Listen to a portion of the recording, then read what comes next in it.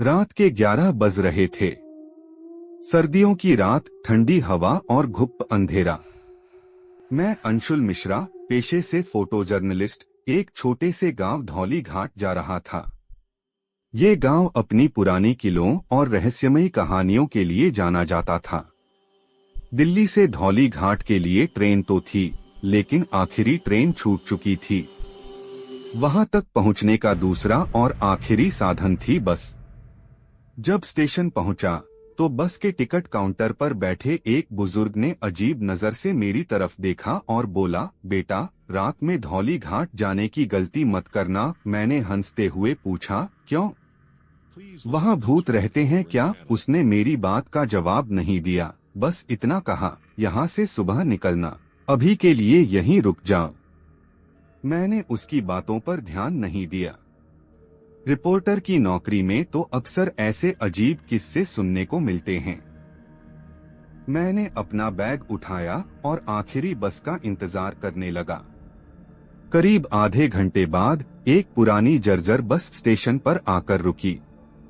उसकी हालत देखकर ऐसा लग रहा था जैसे वो बस किसी खटारा कबाड़खाने से उठाकर लाई गई हो।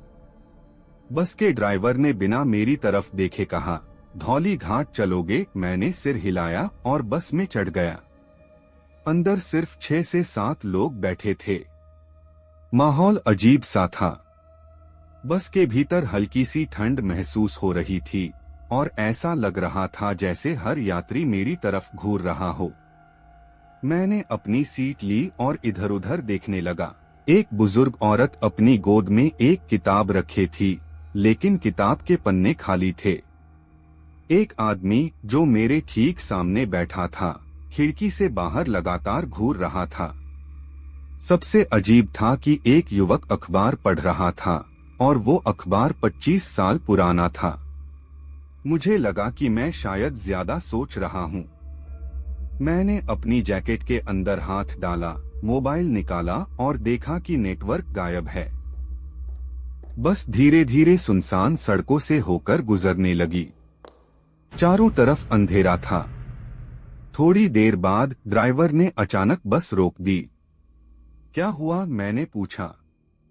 ड्राइवर ने मेरी बात का जवाब नहीं दिया। मैंने खिड़की से झांक कर देखा तो सड़क के बीच एक औरत सफेद साड़ी में खड़ी थी। वो बस की ओर देख रही थी। उसके खुले बाल और खून जैसे लाल आंखें किसी डरावनी फिल्म से कम नहीं लग रही थीं। ड्राइवर ने बस से सिर बाहर निकालकर चिल्लाया, हट जा यहाँ से, हमें जाने दे। औरत ने धीरे धीरे अपनी उंगली से बस की ओर इशारा किया। तभी मेरे पास बैठी एक महिला ने धीरे से कहा, वो फिर आ गई। इस बार कौन फंसेगा? उसकी बात सुनकर मेरा दिल जोर जोर से धड़कने लगा। मैंने ड्राइवर से कहा, चलो भाई, आगे बढ़ा। ये सब पागलपन है। ड्राइवर ने बिना कुछ बोले बस आगे बढ़ा दी। लेकिन अब माहौल और अजीब लगने लगा था। जैसे जैसे बस आगे बढ़ रही थी, मुझे लग रहा था कि कुछ सही नहीं है। सब सवारियां खामोश थीं। अचानक मेरे पास बैठी महिला ने मेरी ओर देखकर पूछा, तुम यहाँ क्या कर रहे हो? मतलब, मैंने चौंकते हुए कहा, तुम जिंदा हो? तुम्हें इस बस में नहीं होना चाहिए। उसकी बात सुनकर मैं ठंडा पड़ गया। मैंने डरते हुए कहा, ये सब क्या बकवास है? तभी सामने बैठे आदमी ने कहा, तुमने वो सफेद साड़ी वाली औरत देखी ना? वो हमें हर रात इसी बस में रोकती है। मैंने थोड़ा हिम्मत जुटाकर पूछा, कौन हो तुम लोग? और ये सब क्या है? ड्राइवर ने गहरी आवाज में कहा, ये बस असली नहीं है। ये वो बस है जो 25 साल पहले एक दुर्घटना में खत्म हो चुकी थी। इसमें जो भी चढ़ता है वापस नहीं लौटता। ड्राइवर ने बताया कि ये बस 25 साल पहले धौली घाट के पास एक बड़े एक्सीडेंट का शिकार हुई थी। उसमें बैठे सभी यात्री मारे गए थे। उनकी आत्माएं हर रात इस बस में सफर करती हैं और जो भी गलती से इसमें चढ़ जाता है वो भी मर जाता है। मैंने डरते हुए पूछा, तो मैं यहाँ कैसे आ गया? ड्राइवर ने मेरी ओर देखा और कहा, तुम अब इस बस के हिस्से हो। तभी सफेद साड़ी वाली औरत बस के अंदर आ गई। उसकी आंखें सीधी मुझ पर थीं। उसने अपनी उंगली से मेरी तरफ इशारा किया और कहा, तुम भी हमारे साथ चलोगे। मैंने डर के मारे अपनी आंखें बंद कर लीं। तभी मुझे अपनी दादी का सिखाया हुआ मंत्र याद आया। बचपन में जब भी मुझे डर लगता था, वो मुझे एक मंत्र सिखाती थीं। त्र्यंबकम यजामहे सुगंधिं पुष्टिवर्धनम।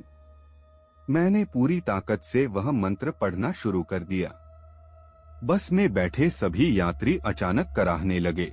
सफेद साड़ी वाली औरत ने गुस्से में चिल्लाकर कहा, यहाँ से भागो, ये हमारा इलाका है।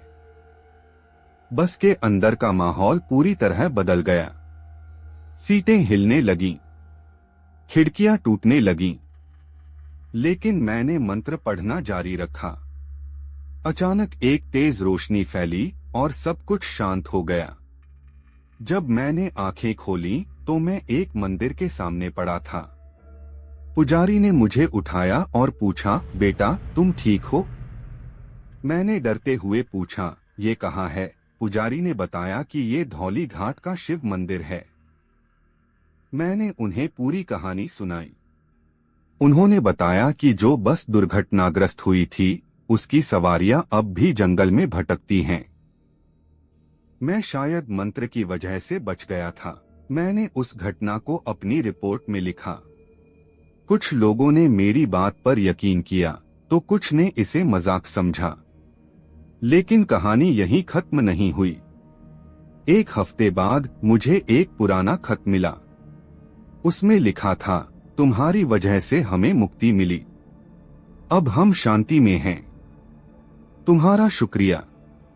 रमेश 1998 बस दुर्घटना का यात्री। खत पढ़कर मेरी रूह कांप गई। मैंने समझ लिया कि धौली घाट की उस बस की कहानी झूठ नहीं थी।